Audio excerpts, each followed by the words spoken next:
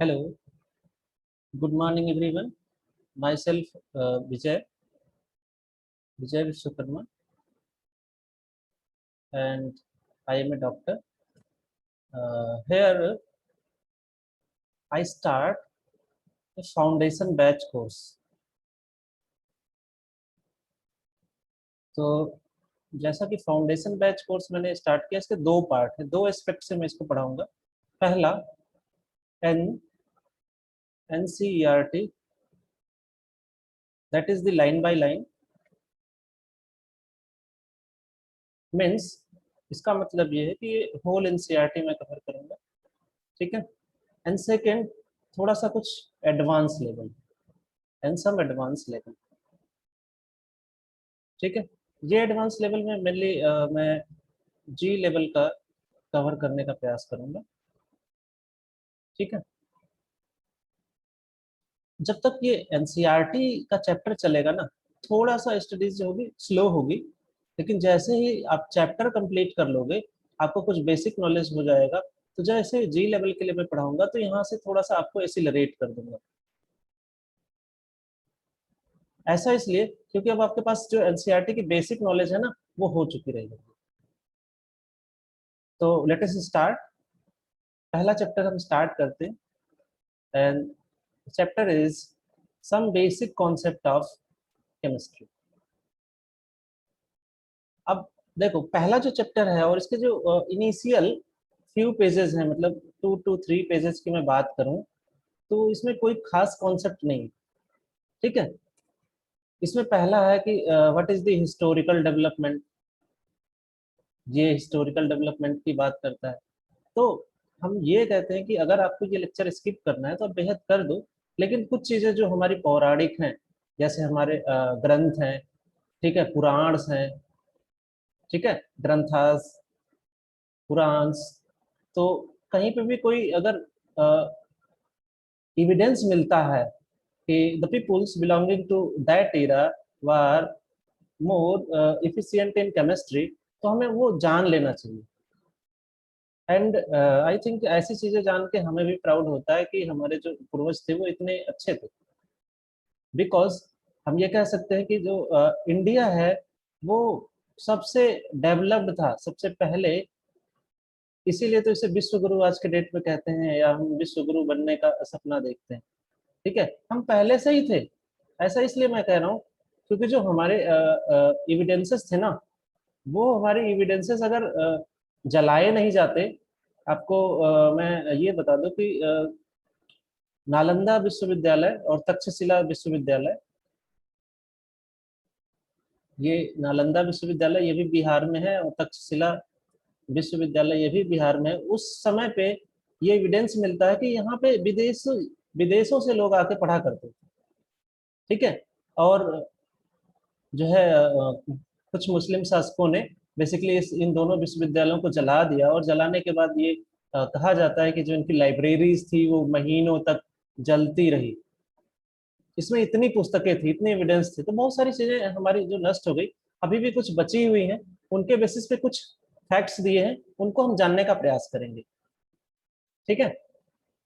First of all, what is the chemistry. तो chemistry, जैसा कि आप पहले से भी पढ़ते आए हो, आप पढ़ते हो कि जो है साइंस क्या है। तो साइंस को आप कहते हो कि this is nothing but systematic systematic well ordered knowledge है। This is knowledge of things, किसी भी वस्तु के बारे में ना, सिस्टमैटिक और वेल ऑर्डर्ड अगर नॉलेज हम लेते हैं तो उसे साइंस कहते हैं। And initially this science was divided into 3। First is physics, second is chemistry, and third one is biology, ठीक है। तो ये आप पढ़े भी होगी, बायोलॉजी को लेटर ऑन हम बॉटनी और जूलॉजी में डिवाइड कर देते हैं, ये दो पार्ट में। अब यहाँ पे मैं आपसे एक छोटा सा बेसिक क्वेश्चन पूछूंगा। मैं तो बताऊंगा ही कि केमिस्ट्री बेसिकली केमिस्ट्री है क्या, ठीक है। मैं थोड़ा सा आपसे ये पूछना चाह रहा हूँ कि देखो, ये जनरल नॉलेज की भी बात है कि फादर ऑफ साइंस कौन है। ये आप जरूर होमवर्क करें। Father of science. ठीक है बच्चों। नेक्स्ट है father of physics, father of physics, chemistry, biology, zoology and botany. तो ये थोड़ा सा आप होमवर्क करें, ठीक है। चलो मैं स्टार्ट करता हूँ केमिस्ट्री से। What is chemistry? Chemistry is nothing but it is the study of chemical transformations, या कह सकते हो ट्रांसफॉर्मेशंस।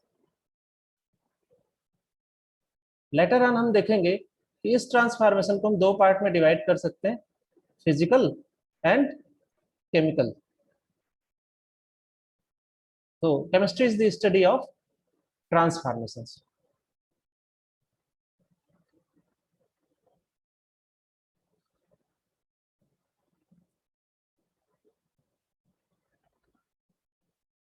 नेक्स्ट जो कॉन्सेप्ट आता है ये आता है सम डेवलपमेंट्स का, जो मैं पहले ही बात कर रहा था आपसे। व्हाट इज द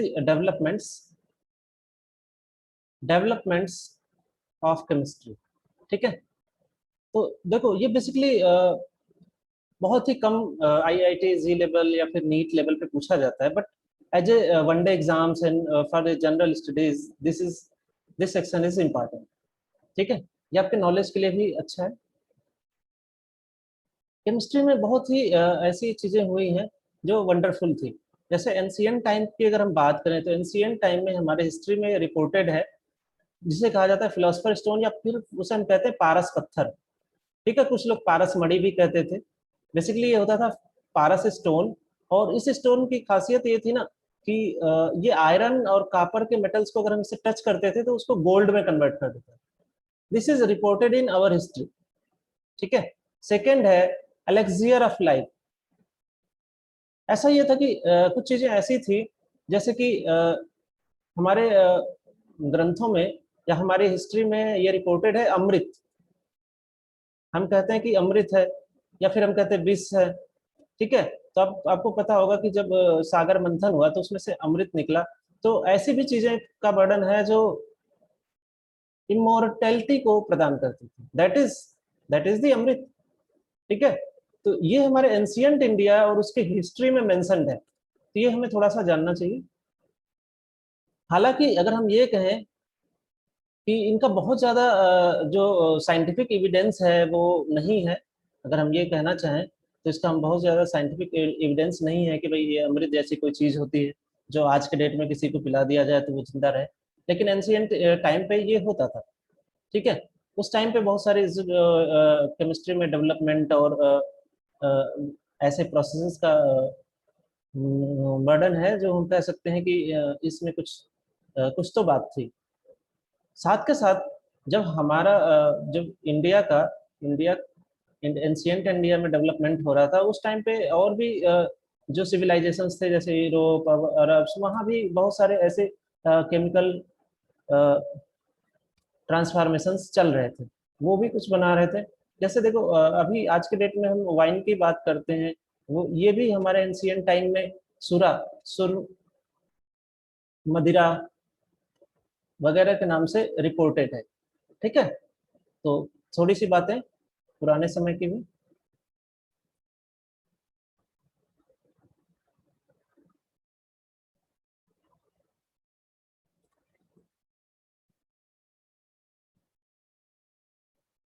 हम्म। हाँ, ये मैं बता रहा था कि देखो अदर भी जैसे कल्चर है, स्पेशली हम चाइनीज की बात करें अपार्ट फ्रॉम इंडिया, तो वहाँ भी बहुत सारे ऐसे जो केमिकल प्रोसेस और टेक्निक्स थी वो साइमल्टेनियसली डेवलप की जा रही थी। ठीक है। हमारे पुराने भारत में एंशियंट टाइम में रसायन शास्त्र नाम का एक ग्रंथ हुआ करता है। ठीक है।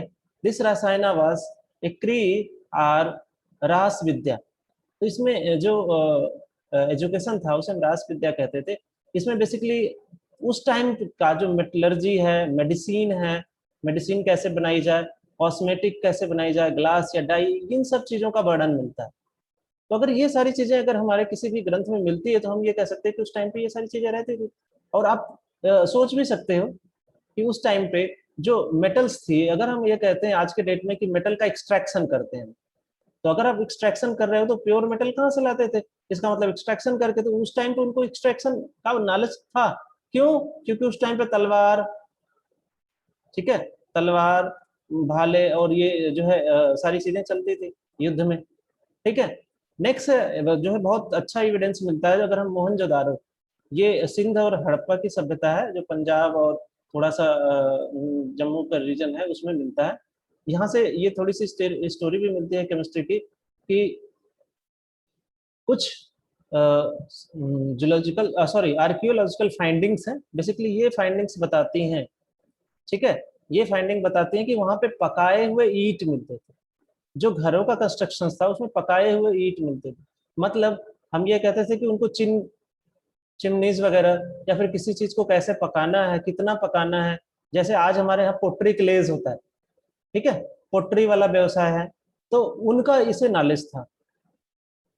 ये आर्कियोलॉजिकल एविडेंसेस है, ये ट्रू है क्योंकि ये आज के डेट का एविडेंस है, तो ये आप इसे करेक्ट मान सकते हो।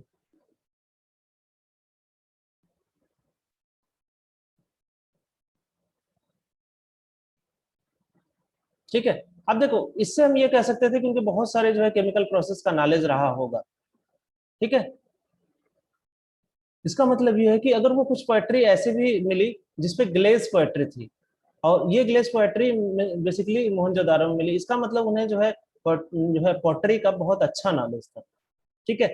प्लस उनके घर जो थे, उनके घर में कुछ सीमेंट वाला कुछ ऐसा लगा था, कुछ ऐसी चीजें थी जो इन ब्रिक्स को जोड़े हुई थी, ये कंस्ट्रक्शन वर्क में यूज हुआ था। तो हम ये कह सकते हैं कि आज के डेट में जो हमारा सीमेंट है ना, उनको उस सीमेंट का ज्ञान था, लेकिन आज का डेट का जो सीमेंट है वो अलग है, एंशियंट टाइम का सीमेंट अलग है। ये चीज थोड़ा सा ध्यान रखना। ठीक है। नेक्स्ट, उस टाइम का जो सीमेंट था उसमें लाइम और ट्रेसेस ऑफ कैल्शियम कार्बोनेट होते थे। आज भी हम कैल्शियम कार्बोनेट वगैरह यूज करते हैं, बिना इसके हम सीमेंट नहीं बना सकते। तो अब आपको ये थोड़ा सा अनुमान लगेगा कि हमें बेसिक फंडा से आइडिया कहाँ से मिल रहे थे। ठीक है। हड़प्पा में faience A sort of glass which was used in ornament, कुछ ग्लास के ऐसे भी सजावट वाली चीजें मिली, जिसको देख के लगा कि भाई उस समय पे उनको ऑर्नामेंटल चीजों का भी ज्ञान था। ठीक है। थोड़ा सा आगे बढ़ते हैं। ये काफी है हड़प्पन सिविलाइजेशन के लिए। थोड़ा सा हड़प्पा से आगे बढ़ते हैं। अदर भी नेक्स्ट।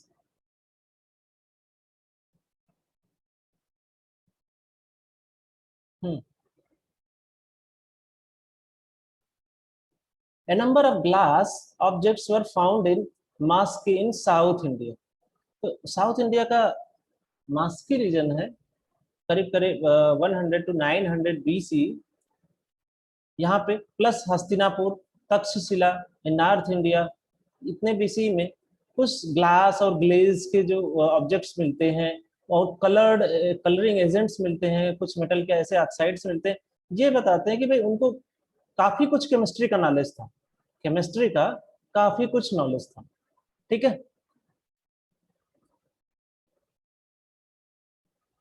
हाँ, एक चीज और, कॉपर की भी मेटलर्जी में, क्योंकि कॉपर के हमारे यहाँ सिक्के चला करते थे, तांबे के सिक्के चलते थे, तो उनको भी उनकी जो प्रोसेसिंग थी वो सारा कुछ उनको नॉलेज था।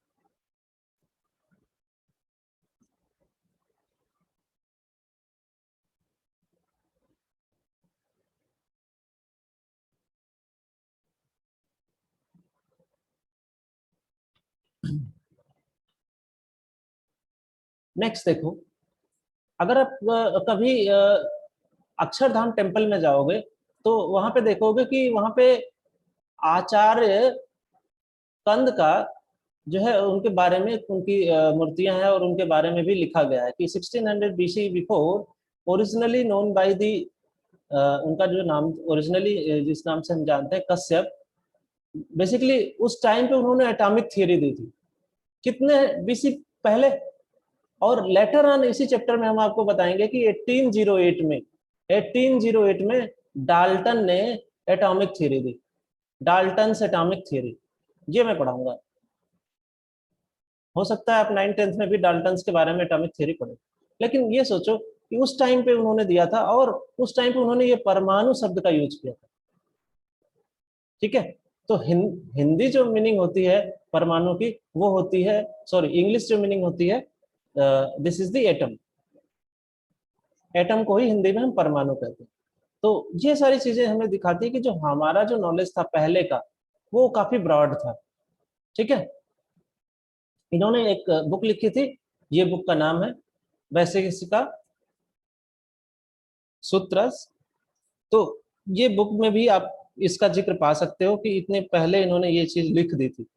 बट क्या है कि हमारी चीजें बहुत वेल ऑर्गेनाइज्ड नहीं रही, इसलिए हम इसको डिस्कार्ड कर देते हैं, और जो रिटन हिस्ट्री है उस पर हम ज्यादा फोकस करते हैं। ठीक है, बहुत सारी चीजें हमारे यहाँ एक संत ने, एक पर्सन ने किसी दूसरे पर्सन को ओरली बताई, जिसको वो योग्य समझते थे उसको अपना ज्ञान ट्रांसफर कर देते थे, ये भी ओरली। तो बहुत सारी चीजें रिटन भी नहीं रही। तो ये थोड़ा सा ड्रॉबैक रहा हमारे सिविलाइजेशन एंड कल्चर का।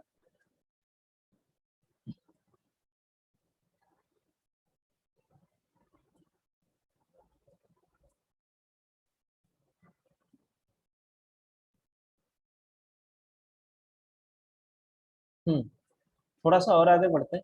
केमिस्ट्री का एक और उपयोग आपको देखो यहाँ पे ये बात दी भी गई है कि 2500 ईयर्स बिफोर डाल्टन ने करीब करीब 1808 में एटॉमिक थ्योरी दी, मतलब बहुत दिनों बाद।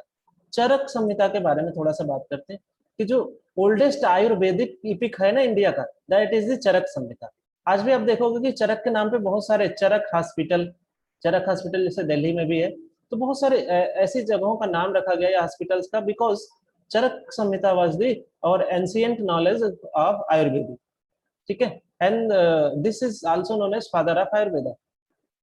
ठीक है, तो चरक संहिता में बहुत समय पहले ही बहुत सारी बीमारियों का इलाज कैसे किया जाए ये दिया गया था। प्लस भस्म के बारे में थोड़ा सा बताया गया, भस्म जिसे आज के डेट में हम नैनो पार्टिकल्स कहते हैं ना, नैनो साइंस। अगर आपको याद होगा तो आप हमारे बहुत ही फेमस राष्ट्रपति हुए थे और साइंटिस्ट भी थे, एपीजे अब्दुल कलाम।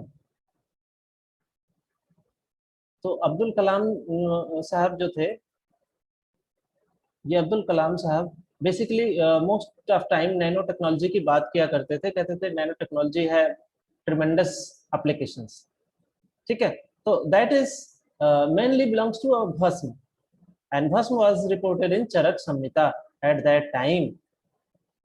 तो ये थोड़ा सा आप समझ सकते हो कि हमारा जो एंशियंट नॉलेज था वो कितना ब्रॉड था और कितना अच्छा था, लेकिन हम उसे संभाल के नहीं रख पाए।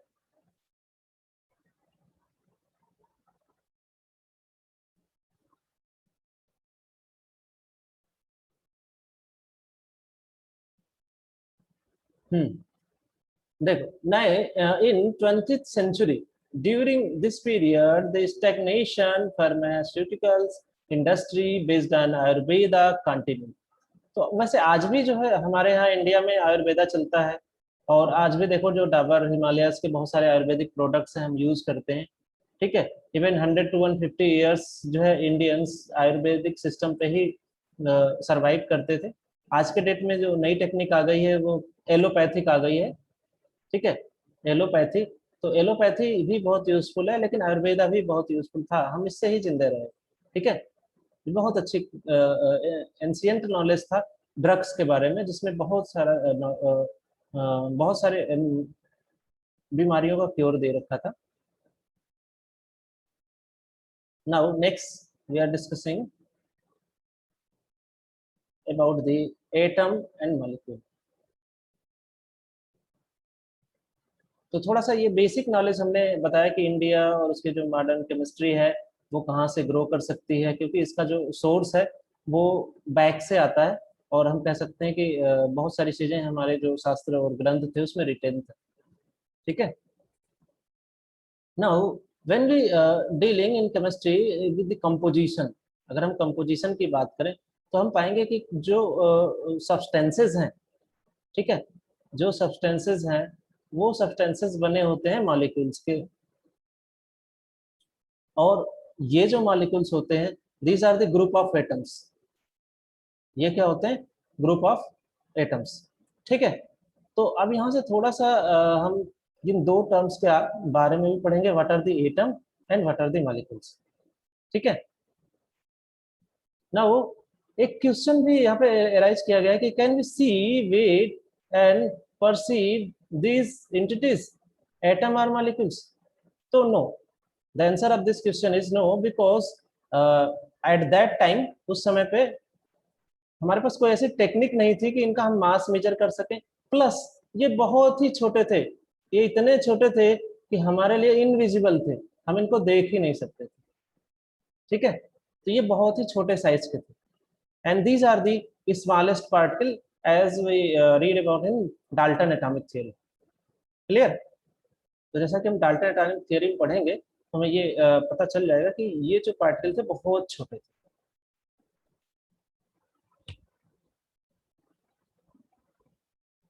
ना एक छोटा सा टॉपिक जो करंट कंटेक्स्ट के हिसाब से बनाया गया है।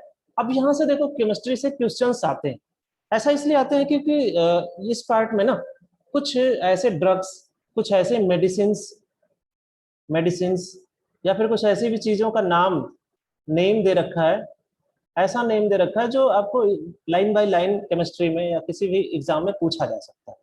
ठीक है, आज के डेट में जो इम्पोर्टेंस है केमिस्ट्री का वो बहुत ही ब्रॉड है। अगर हम ये कहें कि जो हमारा डे लाइफ स्टार्ट होता है ना, डे लाइफ, जब भी डे लाइफ हमारी स्टार्ट होती है, स्टार्ट टू एंड, जब भी हम जागते हैं और जब भी सोते हैं, जागने और सोने के बीच में जितना भी जरूरतें हैं हमारी, सब कुछ केमिस्ट्री पे डिपेंडेंट है। इवन जो हम वाटर पीते हैं वो भी केमिकल है। ठीक है, खाना खाते हैं उसमें भी केमिकल्स हैं, सारे कुछ। वैसे भी और सारे जो हम यूज करते हैं, जैसे हम क्लॉथेस पहनते हैं, टेक्सटाइल इंडस्ट्रीज का पार्ट होता है। ठीक है, और बहुत कुछ जैसे manufacturing, fertilisers, alkalis, acid, salt. Salt में देखो, कॉमन साल्ट जो नमक हम खाते हैं ना वो साल्ट है। अब सोच लो, कोई सा भी नमक, आप बिना नमक के खाना नहीं खा सकते हो। डाइज, आप कोई भी कपड़े पहनते हो, डाई इसमें यूज ही होती है, जो जहाँ भी कलर की बात है वहाँ डाई है। पॉलीमर, कोई भी चीज अगर बहुत लेंदी है तो पॉलीमर ही है। ड्रग, बिना ड्रग के तो हमारी लाइफ सस्टेन ही नहीं कर सकती, क्योंकि आपको पता ही है कि जैसे बीमार होते हैं तो ड्रग चाहिए ही चाहिए। नहाने के लिए सोप्स, डिटर्जेंट, मेटल्स, बहुत सारी चीज़ों में हम मेटल यूज करते हैं, जैसे हमारी बाइसिकल भी मेटल की होती है, मोटरसाइकिल भी, सब कुछ एलॉयज इंक्लूडिंग न्यू मटेरियल्स, और बहुत सारा जो प्रोसेस नया मटेरियल है वो सब कुछ। तो these are the broad level applications of chemistry. कुछ ऐसी चीजें जो केमिस्ट्री में बेसिकली पूछी जाती हैं उसको हम डिस्कस कर लेते हैं।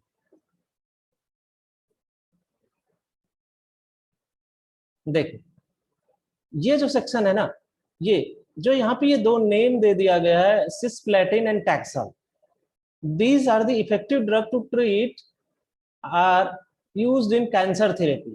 तो ये आपसे देखो बोल्ड में भी लिखा है और ये आपसे पूछा ही जाता है, कहीं ना कहीं साल दो साल बाद ये रिपीट आ जाता है वेरियस कॉम्पिटिटिव एग्जाम्स में। तो ये आपको याद रखना है कि cisplatin and taxol are this two drugs used in cancer therapy. साथ के साथ एजेटी, एजिडोथायमिडीन को भी याद रखना है। This is use to treatment of AIDS patient. अब एड्स का आपको फुल फॉर्म आना चाहिए, acquired immuno deficiency syndrome, and that is the part of HIV, human immuno virus. HIV की वजह से एड्स आपको होता है। ठीक है, तो ये थोड़ा सा आपको ध्यान रखना है, क्योंकि ये रिटन है और ये पूछा जाता है, तो इसलिए मैंने आपको थोड़ा सा फोकस करके बता दिया।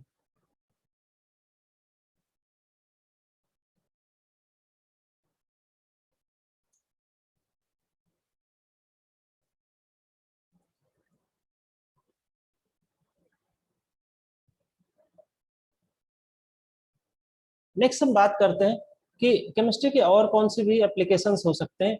तो इसके बहुत सारे पॉसिबल एप्लीकेशंस हैं, जैसे डिजाइन वगैरह की बात करें, स्पेसिफिक मैग्नेटिक फील्ड में की बात कर ले, मैग्नेट, आज जो बुलेट ट्रेन या फिर मैग्नेटिक ट्रेन की बात करते हैं वो सब कुछ भी, इलेक्ट्रिसिटी, ऑप्टिकल प्रॉपर्टीज, ये सारे जो मटेरियल, किसी भी मटेरियल में हम इंसर्ट करना चाहते हैं, this is only possible due to chemistry.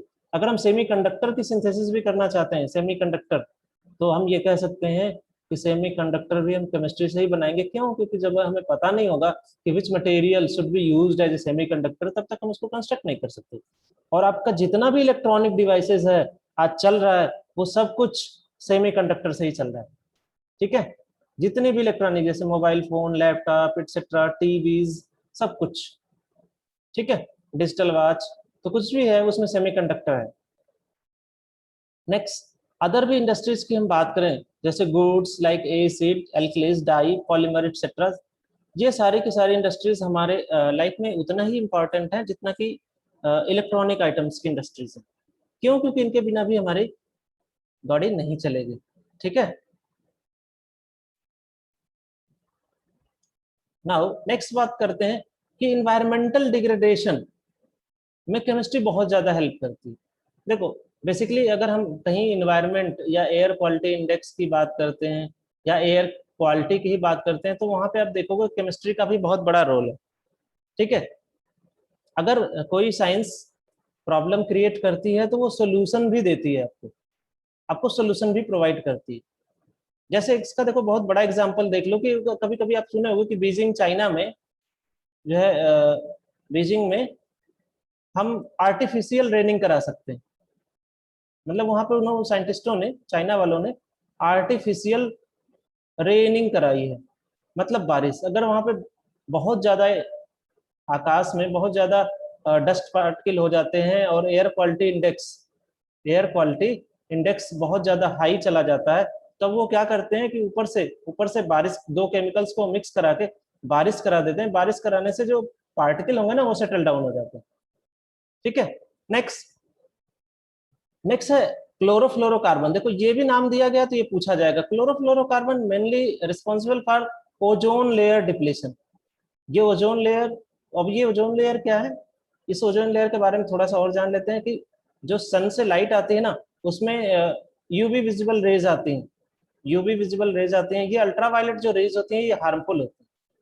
और इस हार्मफुल रेज को हमारे इन्वायरमेंट में, अर्थ के इन्वायरमेंट में एक ओजोन लेयर पाई जाती है, और ये ओजोन लेयर क्या करती है, एब्जॉर्ब कर लेती है, जिससे कि ये यूवी रेज जो होती है ना, वो अर्थ की सरफेस पे, इस सरफेस पे नहीं आती। अगर आएंगे तो हमें क्या प्रॉब्लम होगी, हमें जो स्किन कैंसर हो सकता है, ठीक है, स्किन कैंसर हो सकता है, इरिटेशन हो सकता है, स्वेलिंग हो सकती है, ठीक है, और रेड स्पॉट हो सकते हैं, रैसेस हो सकते हैं। ये सारी प्रॉब्लम हो, स्किन से रिलेटेड बहुत सारी प्रॉब्लम हो सकती है। तो अब ये जो ओजोन लेयर है इसमें थोड़ा थोड़ा होल होता जा रहा है। इस होल के लिए ये क्लोरोफ्लोरोकार्बन कार्बन रिस्पॉन्सिबल होता है। तो आपको थोड़ा सा बस नाम याद रखना है यहाँ पे, क्योंकि जब हम इन्वायरमेंटल केमिस्ट्री पढ़ाएंगे तो उसको हम डिटेल में पढ़ाएंगे, ठीक है। आपको याद रखना है कि chlorofluorocarbon is responsible for ozone layer depletion in stratosphere, ठीक है। इसके बारे में हम ज्यादा डिस्कस करेंगे इन्वायरमेंटल केमिस्ट्री वाले चैप्टर में।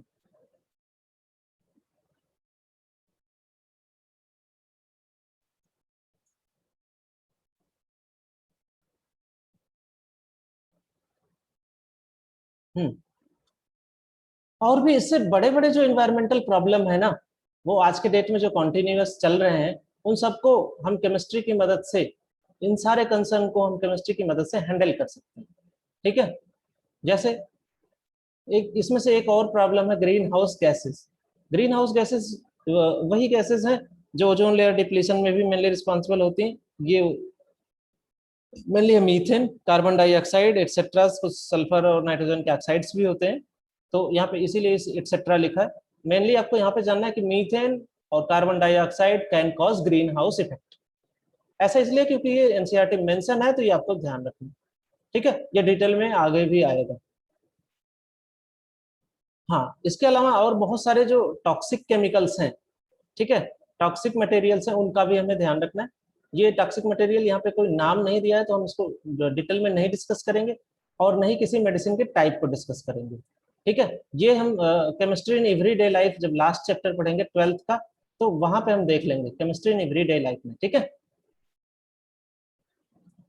तो अगर हम, हमारे कहने का मतलब ये कि अगर हमें इन सारी चीजों का, और कोई भी केमिकल्स है, कोई केमिकल है वो टॉक्सिक है कि नहीं, टॉक्सिक है कि नहीं, प्लस गुड है या फिर बैड है हेल्थ के लिए, अगर ये हमें जानकारी हो, प्लस हमें उसका कैसे यूज करना है, हाउ टू यूज, अगर ये सारी चीजें पता होंगी, और ये सारी चीजें कहाँ से पता होंगी, केमिस्ट्री से पता होंगी, तो फिर वही बात आ गई कि भाई आपको केमिस्ट्री पढ़नी पड़ेगी इसके लिए, ठीक है, तभी आप जाके एक गुड केमिस्ट बन सकते हो, और अगर आप गुड केमिस्ट बनते हो तो ह्यूमन काइंड के लिए अच्छा काम कर सकते हो। ठीक है, नेक्स्ट क्लास में हम ये फ्रेश टॉपिक स्टार्ट करेंगे, nature of matter, and this will be the next lecture. Thank you for watching, have a nice day, and please if you like the videos, please subscribe the channel.